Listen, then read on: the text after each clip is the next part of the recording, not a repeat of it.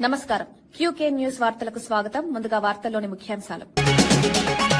Gas సరఫరాపై CM Chandrababu నిర్ణయాలు, PNG వినియోగాన్ని పెంచాలని ఆదేశాలు, 6 నెలల్లో 10 లక్షల కలెక్షన్ల లక్ష్యం, ఇంధన భద్రత బలోపేతంపై కేంద్రీకరణ.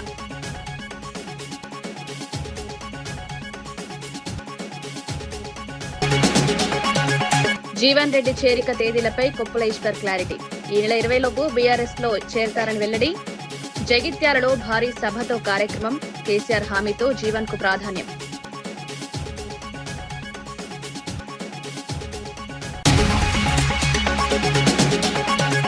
మావిగన్ పై ప్రజల్లో చర్చ, జగన్ ప్రతిపాదనలకు ప్రజల్లో మద్దతు పెరుగుతోందని వ్యాఖ్య. అమరావతి అంశంపై చంద్రబాబును ప్రశ్నిస్తున్నారని ఆరోపణ. రాష్ట్ర భవిష్యత్తుకు మావిగన్ అవసరమని సజ్జల స్పష్టం.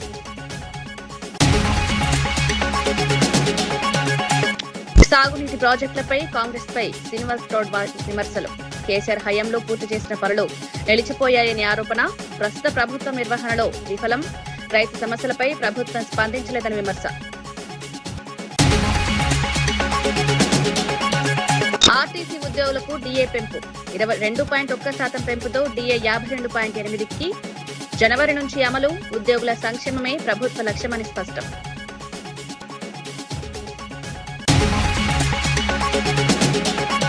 ఏపీలో గ్యాస్ సరఫరా పరిస్థితిపై సీఎం చంద్రబాబు సమీక్ష నిర్వహించారు. ఇంధన భద్రతను పటిష్టం చేయాలని అధికారులను ఆదేశించారు.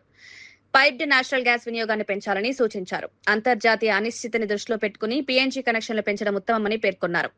వచ్చే 6 నెలల్లో 10 లక్షల పీఎన్జీ కనెక్షన్లు ఇవ్వాలని లక్ష్యంగా పెట్టుకున్నారు.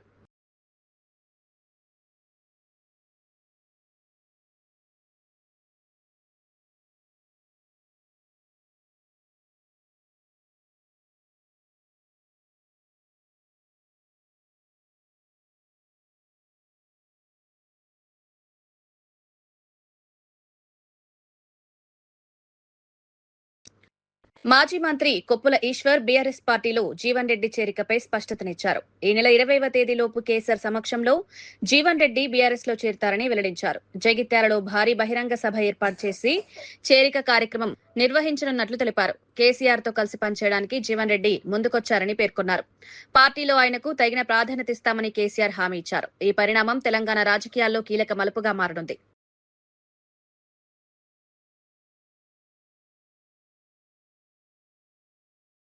జీవన్ రెడ్డి గారి చేరికతో పాటు ఆ ప్రాంతంలో రైతులు ప్రజలు ఎదుర్కొంటున్నటువంటి అనేక విషయాల మీదుగా కేసీఆర్ గారు స్పందించే ఆ విషయాల పట్ల డిస్కషన్ చేయడం జరిగింది. త్వరలో ఆ డేట్ కూడా నిర్ణయించడం అంటే డిక్లేర్ చేయడం జరుగుతుంది. తర్వాత మీటింగ్ సంబంధించిన ఏర్పాట్లన్నీ కూడా చేయడం. ప్లీనరీ లోపే ఉంటుంది. అంటే ప్లీనరీ సమావేశం వేరు, జాయినింగ్ సమావేశం వేరు, ప్లీనరీ వేరు. ప్లీనరీ ఏమో 27th ఉంది. నాకు తెలిసి 20 లోపలనే ఈ సభ జరిగేటువంటి అవకాశం ఉంది. అంటే ఇప్పుడు ఎక్కడ పెట్టే జగిత్యాల కేంద్రంగానే జగిత్యాల పట్టణ పరిసర ప్రాంతాలలోని ఈ సభ నిర్వహించారు. జీవన్ రెడ్డి గారి జాయినింగ్ వైసీపీ నేత సజ్జల రామకృష్ణారెడ్డి మావిగన్ ప్రతిపాదనపై కీలక వ్యాఖ్యలు చేశారు. జగన్ ప్రతిపాదించిన ఈ ఆలోచనపై ప్రజల్లో చర్చ మొదలైందన్నారు. మావిగన్ సరైన మార్గమని ప్రజలు భావిస్తున్నారని పేర్కొన్నారు. ఈ అంశంపై చంద్రబాబును ప్రజలు ప్రశ్నిస్తున్నారని తెలిపారు. అమరావతి విషయంలో తమ పార్టీ మాట్లాడితే కూటమి నేతలు కుట్రపూరితంగా వ్యవహరిస్తున్నారని ఆరోపించారు. రాష్ట్ర భవిష్యత్తుకు మావిగన్ అవసరమన్నారు. ఈ వ్యాఖ్యలు ఆంధ్రప్రదేశ్ రాజకీయాల్లో మళ్లీ రాజధాని అంశాన్ని హాట్ టాపిక్ గా మార్చాయి. అక్కడ జనం ఉండే నివాస యోగ్యమైతే ఉండదు. దానికి ప్రాక్టికల్ ఉదాహరణగానే రాయపూర్ లాంటివి చూపించాం. నయా రాయపూర్ ఇప్పటికి 20 ఏళ్ళు అయింది. ఐ థింక్ వీడియో మొన్న వేసి చూపించాను. ఇప్పుడు కూడా స్ట్రక్చర్స్ ఉన్నాయి, రోడ్లు ఉన్నాయి, మనుషులు అయితే లేరు. అక్కడే ఎక్కడైతే 4-5 వేల కోట్ల పెట్టుబడితో అలాగే ల్యాండ్ రేట్లు కూడా కొంచెం ఇంత లేకుండా మెట్టగా ఉండి నివాసయోగ్యంగా ఉన్న దగ్గరే ఎవరూ లేరు. 20 కిలోమీటర్లు అవుతారు రాయపూర్ ఉంటే అక్కడ ఉండి తిరుగుతున్నారు. ఇక్కడ చంద్రబాబు గారి లెక్కల ప్రకారమే గజం 60,000 అని ఆయన అంటున్నాడు. ఇక్కడ సామాన్యులు ఎవరైనా వచ్చి ఉండే సాధ్యం అవుతుందా ఆయన చెప్పే క్యాపిటల్? ఈవెన్ అయిపోయిందని కన్స్ట్రక్షన్ అయిపోయిన 20 ఏళ్ల తర్వాత అయినా 20-30 ఏళ్లకి ఎందుకు కన్స్ట్రక్షన్? ఆయన లెక్కల ప్రకారమే ఇన్ఫ్రాస్ట్రక్చర్ డెవలప్మెంట్ కోసమే 2 లక్షల కోట్లు కావాలా? ఆయన లెక్కల ప్రకారమే ఇప్పుడు టేకప్ చేసిన బిల్డింగులు అవి ఓన్లీ గవర్నమెంట్ ఉద్యోగులు ఉండడానికి, దాన్ని ఏమంటారు, పనిచేయడానికి పనికొచ్చే బిల్డింగులు. వాటి కాస్టే ఒక్కొక్కటి చదరపాడు 14,000తో ఖర్చుతో 1 కోటి సెప్టే కడుతున్నట్టున్నాడు. హైకోర్టు, అసెంబ్లీ, సచివాలయం తీసుకుంటే అంతకుమించి ఏం కట్టట్లా. దాని తర్వాత ఆయన కడుతున్నది ఎమ్మెల్యేలు ఉండడానికి, మినిస్టర్లకు ఉన్నాయేమో నాకు తెలియదు, మినిస్టర్ల కోసం రాజ్భవన్ అండ్ హ్యాపీనెస్ట్ అని ఏదో ప్లాన్ చేశాడు. అది ఎవరు వచ్చినట్లే ముందుకు ఆ రేటుకి ఎవరు కొనడానికి ఇప్పుడు కూడా రారు, ముందు ఫ్యూచర్లో కూడా రాకపోవచ్చు. ఇవి కాక రాజధాని రైతులకు ఇచ్చిన రిటర్నబుల్ ప్లాట్, ఆ ప్లాట్లు ఈయన డెవలప్ చేసి పూర్తి కావాలంటే ఈ ట్రంక్ రోడ్లు ఇవన్నీ పూర్తి తప్ప అది కాదు. అది పూర్తి కాంది అవి నివాసయోగ్యం కాదు. చంద్రబాబు నాయుడు గారు పెట్టిన ఆశ ఏ రైతులు అయితే బాగా వాల్యుబుల్ ల్యాండ్స్ తీసుకున్నాడు వాళ్ళకి గిట్టుబాటు కావాలంటే ఆయన చెప్పిన రేటు ప్రకారం 60,000, 70,000, 1,00,000 గజం పోతే తప్ప వాళ్ళకి గిట్టుబాటు కాదు. అసలు అక్కడ నుంచి ఏ సౌకర్యాలు లేని, అక్కడ ఎలాంటి ఫెసిలిటీస్ సపోర్టింగ్ సిస్టమ్స్ లేని, పిల్లల చదువులకు కావచ్చు, వేరే రకంగా కావచ్చు, ఛాయిస్ లేకుండా ఉండే చోట అంతంత పెట్టి డబ్బులు పెట్టి జూబ్లీ హిల్స్ రేట్లతోనో, బంజారా హిల్స్ రేట్లతోనో, లేదా ఇంకో దగ్గర ఎక్కడో కాస్ట్ రేట్లతోనో ఎందుకు జనం రావాలనేది ఎవరికి అర్థం కావట్లేదు. సో ఓటు నువ్వు కట్టడానికి 20-30 ఏళ్ళు పడుతుంది. ఎందుకంటే 2 లక్షల కోట్లు ఇన్ఫ్రాస్ట్రక్చర్కే నువ్వు అంటున్నావు. అండ్ ఇప్పటికి 12 ఏళ్ళు అయిపోయింది. అండ్ రెండవది, ఒకవేళ అంత డెవలప్ చేసినా అక్కడ ఎవరు ఉండే అవకాశం ఎందుకు ఉండదంటే నువ్వు చెప్పే లెక్కల ప్రకారమే ఆ కాస్ట్ మనుషులు ఎవరు భరించలేంది, ఉండలేంది, ఎందుకు ఉండాలనో అర్థం కాంది. మూడవది, అసలు అక్కడ ఎవరు వచ్చి ఏమీ లేకుండా 20-30 ఏళ్ళ వరకు ఈ 2 లక్షల కోట్లు ఇన్ఫ్రాస్ట్రక్చర్కే పెడితే ఇంకా ఎన్ని లక్షల కోట్లు నువ్వు ఇంట్రెస్ట్లు కట్టాలా, ఎన్ని లక్షల కోట్లు మిగిలిన సపోర్టింగ్ సిస్టమ్స్ డెవలప్ కావడానికి కావాలా. వాళ్ళు అక్కడికి రానంత వరకు అక్కడ live city living area habitat ఎట్లా అవుతుంది? ఇవి క్వశ్చన్. వేరేయాజ్ జగన్మోహన్ రెడ్డి గారు చెప్తున్నది సేమ్ ప్రాంతమే, కానీ జగన్మోహన్ రెడ్డి గారు చెప్తున్న దాంట్లో ఇమ్మీడియట్ గా ఇందులో ఏ 10% ఖర్చుతోనో క్యాపిటల్ యాక్టివేట్ కావడమే కాకుండా రాజధాని ఇవి ఇప్పటికే పూర్తిగా జనావాసాలు అయినందువల్ల, ఆల్రెడీ కనెక్టివిటీ పూర్తి ఉన్నందువల్ల, బయట ప్రపంచంతో సంబంధాలకు విమానాశ్రయం రూపంలో కావచ్చు, రైళ్ల రూపంలో కావచ్చు, లేదా ఇప్పుడు పోర్టు రూపంలో కావచ్చు, ప్రపంచంతో ఇప్పటికే పూర్తి కనెక్టివిటీ ఉన్నందువల్ల, బిజినెస్ హబ్స్గా ఇప్పటికే డెవలప్ అయినందువల్ల కేవలం ఒక 10% ఖర్చుతో, అది కూడా ఒకేసారి కాకుండా దఫాలు పెట్టుకున్నా కూడా ఒక ఇమ్మీడియట్ గర్వంగా చెప్పుకోదగ్గ క్యాపిటల్ రావడమే కాకుండా అది ఎకానమీని బూస్ట్ చేసే ఒక గ్రోత్ ఇంజన్గా కూడా అవుతుంది. ఇది రెండింటి మధ్య తేడా. ఈ రెండింటి మధ్య తేడా చూడకుండా నేను అదే అన్నా, నువ్వు అదే అన్నావంటే నువ్వు పెట్టేదేమో ఎక్కడ పెడుతున్నావు, ఈయన సజెస్ట్ చేస్తున్న జగన్మోహన్ రెడ్డి గారు ఎక్కడ, నువ్వు పెట్టే ఖర్చు ఎంత, ఈయన చెప్తున్న దాని ఖర్చు ఎంత, నువ్వు అంటే నేను చంద్రబాబు గారు చెప్పే ఆ ఖర్చు ఎక్కడి నుంచి దానికి ఆ డబ్బు వస్తుంది, దాన్ని తీర్చే విధానం ఏంది. ఇప్పటికే నువ్వు 50,000 కోట్ల కాంట్రాక్ట్లు ఇచ్చినావు అంటే గుడ్డి ఏమి లెక్కలు లేకుండానే సంవత్సరానికి 4-5 వేల కోట్లు నువ్వు ఇంట్రెస్ట్లు పే చేయాలా. అది 1,00,000 కోట్లు అయితే 10,000 కోట్లు దగ్గర అండ్ 2 లక్షల కోట్లు అయితే 20,000 దగ్గర. పాకిస్తాన్ నోబెల్ శాంతి బహుమతి డిమాండ్పై తెలంగాణ జాగృతి అధ్యక్షురాలు కవిత తీవ్రంగా స్పందించారు. ఉగ్రవాదాన్ని ప్రోత్సహించే దేశం నోబెల్ కోరడం హాస్యాస్పదమన్నారు. గతంలో ట్రంప్ కు నోబెల్ ఇవ్వాలని కోరిన పాక్ ఇప్పుడు తమ దేశానికి చెందిన వారికి డిమాండ్ చేస్తోందని విమర్శించారు. ఈ తీరు చూస్తే ఉగ్రవాదులకు కూడా నోబెల్ ఇవ్వాలని అడిగే పరిస్థితి వస్తుందని ఎద్దేవా చేశారు. ప్రపంచానికి పాకిస్తాన్ అసలు స్వరూపాన్ని తెలియజేయాల్సిన బాధ్యత భారతీయులపై ఉందని పేర్కొన్నారు. Terrorist nation like Pakistan has already asked for a Nobel Peace Prize for Mr. Trump. Now they are asking for themselves. Looks like they might ask for a prize again for the terrorists like Hafiz Saeed or Azhar Masood as well. It looks very funny right now, but as Indians, I believe our fundamental duty should be to expose this terrorist nation in front of the world. We need to tag, tweet, mail, do whatever. Make sure that Pakistan doesn't get an entry even in the Nobel Peace Committee. As Indians, I believe it's our duty. Let's all do it. Thank you. Jai Telangana, Jai Bharat. ప్రభుత్వ whip Addanki Dayakar BRS నేత హరీష్ రావుపై తీవ్ర విమర్శలు చేశారు. హరీష్ రావు అబద్దపు ప్రచారాలతో ప్రభుత్వంపై విమర్శలు చేస్తున్నారని ఆరోపించారు. BRS పాలనలో జరిగిన అవినీతి గురించి ప్రజలకు తెలుసన్నారు. భూముల చుట్టూ తిరుగుతూ పార్టీని భూముల రాష్ట్ర సమితిగా మార్చారని ఎద్దేవా చేశారు. తమ వద్ద బీఆర్ఎస్ భవన్ లోని చర్చకు సిద్ధమని సవాల్ విసిరారు. ప్రజలను తప్పుదారి పట్టించే ప్రయత్నాలు మానుకోవాలని హెచ్చరించారు. అవినీతి లేని దగ్గర అవినీతిని సృష్టించి మీరు చేయాలనుకుంటున్న భాగోతం ఏందో తెలియదా? ఉంటావా నువ్వు? పోనీ హరీష్ రావు దమ్ముందా నీకు? బీఆర్ఎస్ లో 2029 వరకు నేను ఉంటా అని ఛాలెంజ్ చేయగలుగుతావా? నీకు ఆ సీన్ ఉందా? పోనీ నేనంటే ఒక మాట, కేటీఆర్ను కాదని నీకు అవకాశం వస్తుందని ఆశతో ఉన్నావా? కేటీఆర్ ఉండడం వల్ల నా అస్తిత్వం కోల్పోతుందని ప్రెస్ మీట్ పెడుతున్నావా? లేకపోతే ఈ కాలంలోనే బ్లాక్మెయిల్ చేసుకొని నేను వెనకేసుకున్న బినామీల పేర్ల మీద వెనకేసుకున్న భూములను నేను సక్రమం చేసుకోవాలని ఒక ప్లాన్తో చేస్తున్నావో నువ్వు ఆలోచించుకో. మీ దాంట్లో మీకే పడదు. నువ్వు పెద్ద పెద్ద మాటలు మాట్లాడు. చలో నీకు దమ్ముంటే బీఆర్ఎస్ పార్టీ ఆఫీస్కి నేను రమ్మన్నా వస్తా. వాస్తవాలను నిరూపించడానికి ప్రభుత్వం యొక్క డాక్యుమెంట్స్ తీసుకొని నేను రాగలను.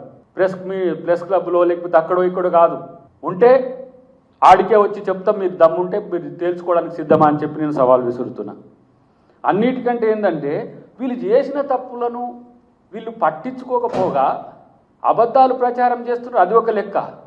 కానీ పదే పదే పదే చెప్పడం వెనుక ఉన్న ఉద్దేశం ఏంటంటే డైవర్ట్ చేయడం తప్పితే ప్రజా సమస్యల మీద మీరు కొట్లాడుతున్నది ఎక్కడైనా ఉన్నాదిరా బాబు.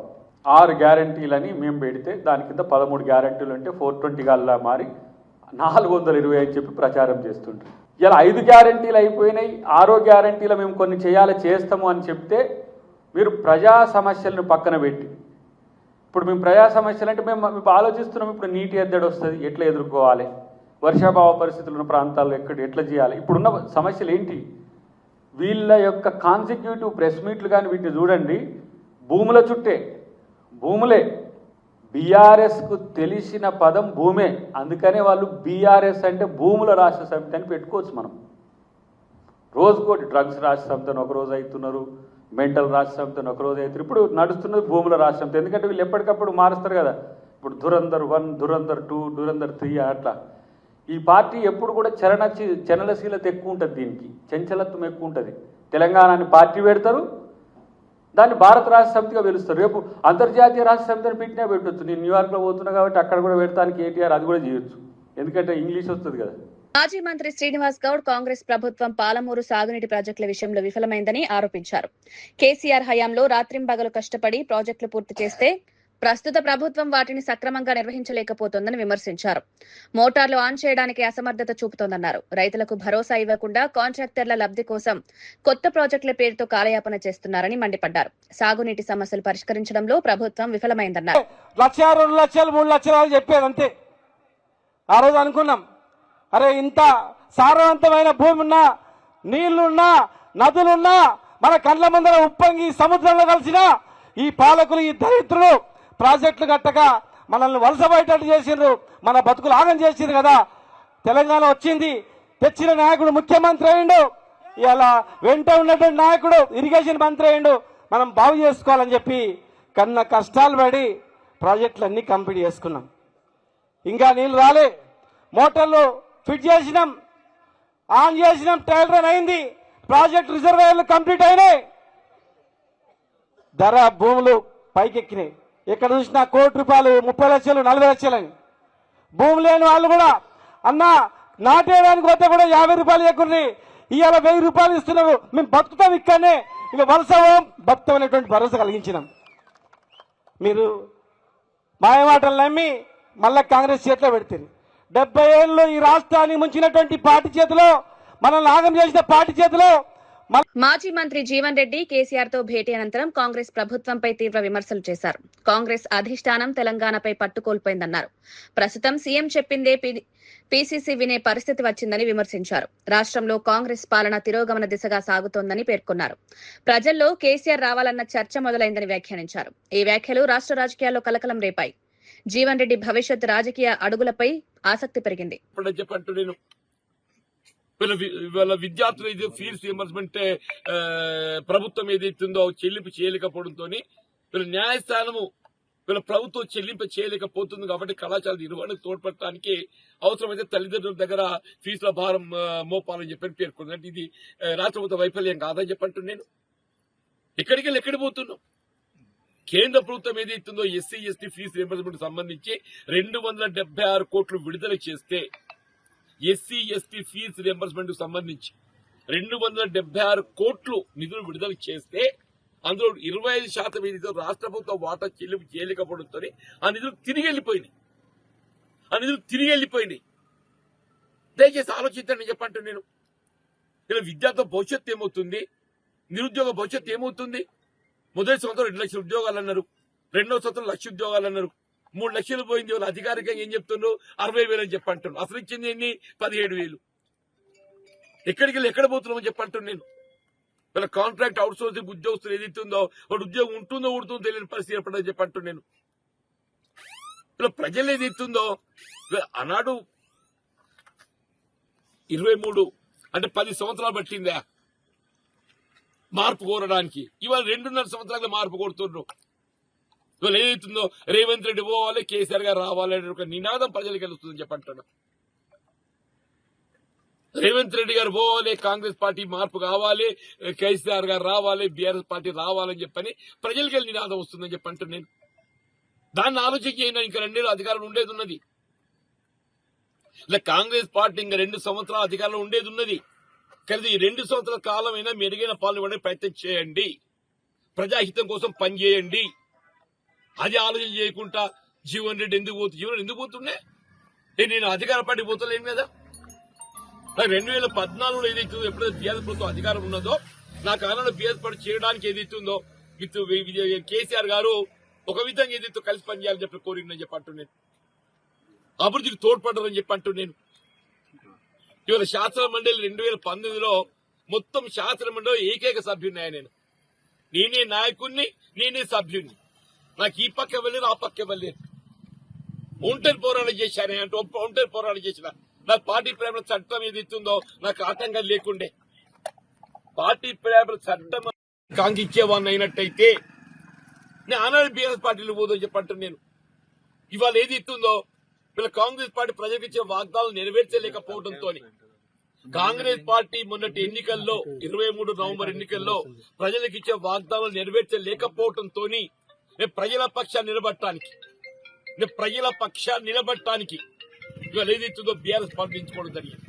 తెలంగాణ ఆర్టీసీ ఉద్యోగులకు ప్రభుత్వం 2.1% డీఏ పెంచుతూ నిర్ణయం తీసుకుంది. మంత్రి పొన్నం ప్రభాకర్ ఈ విషయాన్ని వెల్లడించారు. దీంతో డీఏ 52.8% చేరిందన్నారు. జనవరి 2026 నుంచి ఈ పెంపు వర్తిస్తుందని తెలిపారు. 3 నెలల బకాయిలను 3 విడతల్లో చెల్లిస్తామని వెల్లడించారు. ఈ నిర్ణయం వల్ల ప్రభుత్వంపై నెలకు 2.82 కోట్ల అదనపు భారం పడనుంది. ఉద్యోగుల సంక్షేమమే ప్రభుత్వ ప్రధాన లక్ష్యమని మంత్రి స్పష్టం చేశారు. ఈ నిర్ణయం ఉద్యోగుల్లో ఆనందం కలిగించింది. ప్రభుత్వం తీసుకున్న ఈ చర్యపై ఉద్యోగ సంఘాలు సానుకూలంగా స్పందిస్తున్నాయి. రాష్ట్ర రోడ్డు రవాణా సంస్థ కార్మికులకు సంబంధించి ఉన్నటువంటి ఏకైక పెండింగ్ డిఏను కూడా విడుదల చేయడానికి ప్రభుత్వం నిర్ణయం చేసింది. జనవరి 2026 నుంచి 2.1% డిఏ పెంచుతూ పెండింగ్ ను కూడా జనవరి నుంచి ఇవ్వాల్సింది కూడా భవిష్యత్తులో సెటిల్ చేస్తూ అందరికీ ఈ యొక్క శుభవార్త తెలియజేస్తాను. మొదటి నుంచి కూడా సంస్థ 3 ప్రధాన అంశాల మీద పనిచేస్తా ఉంది. తెలంగాణ ప్రజాపాలన ప్రభుత్వంలో 1 కార్మికుల సంక్షేమము, ప్రయాణికుల సౌకర్యము, సంస్థ పరిరక్షణ, అభివృద్ధి. కాబట్టి ఇందులో భాగంగా సంస్థకు ప్రధాన భాగస్వాములైనటువంటి కార్మికుల సంక్షేమం పట్ల ఎప్పుడు కూడా సంస్థ అన్ని రకాల ఆలోచనతో ఉంది. వాళ్ళకు సంబంధించినటువంటి మరి ఆరోగ్య పరీక్షలకు సంబంధించినటువంటి ఆసుపత్రి అప్గ్రేడేషన్ కావచ్చు, కారుణ్య నియామకాలు కావచ్చు, దీర్ఘకాలిక రిమూవల్ అయినటువంటి వాళ్ళని 3 మెన్ కమిటీ చేసి తీసుకోవడం కావచ్చు, కొత్త నియామకాలను చేసి పని భారం తగ్గించడం కావచ్చు, ఈ విధంగా అనేక రకాల కార్యక్రమాలు చేస్తా ఉంది రాష్ట్ర రోడ్డు రవాణా. విశాఖలో 94వ వార్డు టీడీపీ నాయకుడు గంటల దివాకర్ జన్మదిన వేడుకలు ఘనంగా నిర్వహించారు. ఈ కార్యక్రమానికి ఎమ్మెల్యే పంచకర్ల రమేష్ బాబు, బండారు సత్యనారాయణ మూర్తి హాజరయ్యారు. మెగా రక్తదాన శిబిరాన్ని ప్రారంభించి రక్తదాతలను సన్మానించారు. దివాకర్ సామాజిక సేవలను అభినందిస్తూ ఆయన మరింత ఉన్నత స్థానానికి ఎదగాలని ఆకాంక్షించారు. గత 13 సంవత్సరాలుగా రక్తదాన శిబిరాలు నిర్వహించడం ప్రశంసనీయమన్నారు. స్థానిక నాయకులు, కార్యకర్తలు పెద్ద సంఖ్యలో పాల్గొన్నారు. జన్మదిన సందర్భంగా పెద్దలు గౌరవనీయులు మా అన్నయ్య బండారు సత్యనారాయణ గారు, నేను కూడా ఆశీర్వదించడానికి వచ్చాం. పుట్టినరోజు నాడు ఏదో డబ్బులు వేస్ట్ చేసుకునే కార్యక్రమం అలాంటివి కాకుండా 10 మందికి ఉపయోగపడే కార్యక్రమం బ్లడ్ డొనేషన్ క్యాంపు లాంటివి పెట్టి మరి 13 సంవత్సరాలని చెప్తున్నాడు. 13 సంవత్సరాల నుంచి ఈ కార్యక్రమం చేయటువంటి ఆషామాషి విషయం కాదు. మనస్ఫూర్తిగా దివాకర్ని అభినందిస్తూ పైన ఉన్న వాళ్ళ నాన్నగారి దీవెనలు కానీ, పెద్దలు బండారు సత్యనారాయణ గారి దీవెనలు కానీ, అలాగే నా దీవెనలు కానీ అంత మెండుగా ఉంటాయి.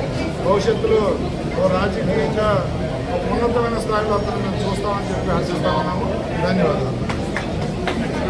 మారేడుపల్లి ప్రాంతంలో డబుల్ బెడ్రూమ్ ఇళ్ల పట్టాలు అందుకున్న లబ్ధిదారులు ఎమ్మెల్యే శ్రీ గణేష్ కు కలిసి కృతజ్ఞతలు తెలిపారు. ఎన్నో సంవత్సరాలుగా అద్దె ఇళ్లలో ఇబ్బందులు ఎదుర్కొంటున్న కుటుంబాలకు ఈ ఇల్లు ఎంతో ఉపశమనం కలిగించాయి. ఎమ్మెల్యేగా గెలిచినప్పటి నుంచి ఈ సమస్యను పరిష్కరించేందుకు కృషి చేసినట్టు తెలిపారు. అధికారులతో సమన్వయం చేసి ఈ పట్టాలు అందించగలిగామన్నారు. ఈ ఇల్లు లబ్ధిదారుల సొంత ఆస్తిగా ఉండాలని సూచించారు. రాజశేఖర రెడ్డి గారి హత్యలో జగన్మోహన్ రెడ్డి గారి పాత్ర ఉంది అనేటువంటిది బొత్స సత్యనారాయణ గారి స్టేట్మెంట్ ఇస్తే అది చెప్పాడు. దాంట్లో ఒకటి కాదు కదా, ఆ రోజు మీడియా ముందు, ప్రజల ముందు వచ్చి చెప్పినటువంటి మాటల్ని ఈరోజు మీరెందుకు అంత ఉలిక్కి పడుతున్నారు? మీరు భుజాలు ఎందుకు బొత్స సత్యనారాయణ గారు నిన్న బాధపడ్డాను నేనేమి హర్షించను. కానీ ఎందుకు బాధపడ్డారో మాకు అర్థం కాదు. ఆయన చెప్పినటువంటి మాటే అది. ఆయన చెప్పినటువంటి మాటే, మేమేం కొత్తది చెప్పలేదు. అంటే ఆయన అందరికీ ఒక అనుమానం ఏమొస్తా ఉంది అని అంటే, జగన్మోహన్ రెడ్డి గారి నైజం చూసిన తర్వాత బొత్స గారికి భయం వచ్చింది, ఆ భయంలో నుంచి బాధ వచ్చింది అనుకుంటున్నారు. పరిటాల రవి గారి హత్యలో జరిగినటువంటి నిందితులు సాక్షులు ఏ ఒక్కరు ఈ రోజుకు మిగలలేదు.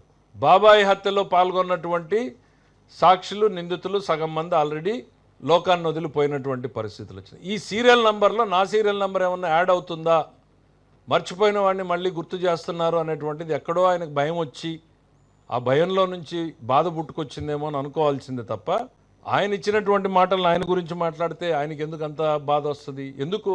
ఇవాళ మీరు హిస్టరీ ఒక్కసారి చూడండి. జగన్మోహన్ రెడ్డి గారి హిస్టరీని మనం చూస్తే బొత్స సత్యనారాయణ గారు ఏడవడంలో కొంత నిజం ఉంది. ఎందుకంటే గుండెపోటు నుంచి గొడ్డలిపోటు వరకు, తండ్రి మరణం నుంచి బాబాయ్ హత్య వరకు, తల్లి నుంచి చెల్లి వరకు, సహనిందితులు మోపిదేవి వెంకటరమణ నుంచి విజయసాయిరెడ్డి వరకు,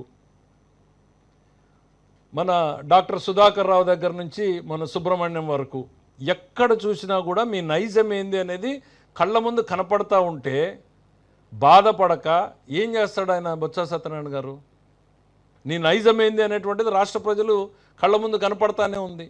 తెల్లవారుజామున 6 గంటల 15 నిమిషాలకు ముందే గొడ్డలిపోటుతో బాబాయ్ చనిపోయాడని తెలిస్తే గుండెపోటు అని చెప్పి మన టీవీలో ప్రచారం చేసి 5 నిమిషాల్లో చేరుకోగలిగినటువంటి మీరు 12 గంటలు సుదీర్ఘంగా ప్రయాణం చేసి మీరు చేరుకున్నారు అని అంటే బాబాయ్ మీద ప్రేమ ఉన్నట్ట, ఆ ఉన్నటువంటి సాక్ష్యాధారాలన్నీ తొలగిపోయే వరకు అక్కడికి చేరుకోకూడదనేటువంటి ఆలోచన ఉన్నట్ట?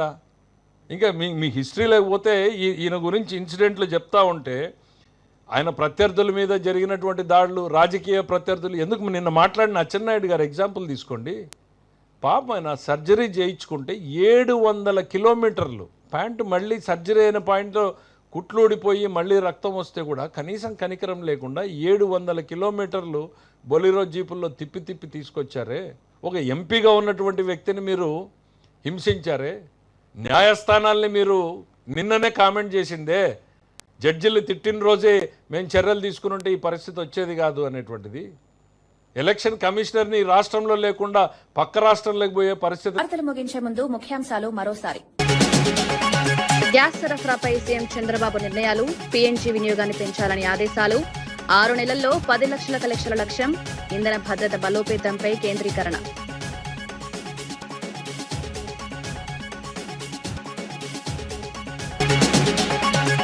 జీవన్ రెడ్డి చేరిక తేదీలపై కొప్పుల ఈశ్వర్ క్లారిటీ. ఈ నెల 20 లోపు బీఆర్ఎస్ లో చేరతారని వెల్లడి. జగిత్యాలలో భారీ సభతో కార్యక్రమం, కేసీఆర్ హామీతో జీవన్ కు ప్రాధాన్యం.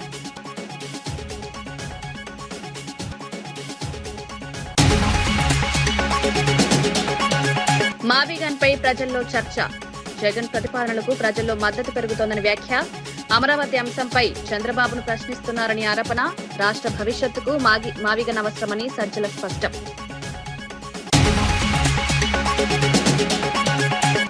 సాగునీటి ప్రాజెక్టులపై కాంగ్రెస్ పై శ్రీనివాస్ గౌడ్ విమర్శలు. కేసీఆర్ హయాంలో పూర్తి చేసిన పనులు నిలిచిపోయాయని ఆరోపణ. ప్రస్తుత ప్రభుత్వం నిర్వహణలో విఫలం. రైతు సమస్యలపై ప్రభుత్వం స్పందించలేదని విమర్శ. ఆర్టీసీ ఉద్యోగులకు డీఏ పెంపు, 22.1% పెంపుతో డీఏ 52.8కి.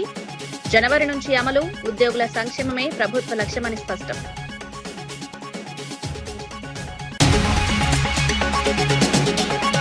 ఇవి ఈనాటి వార్తా విశేషాలు. మరో బులెటిన్లో మళ్ళీ కలుద్దాం. నమస్కారం.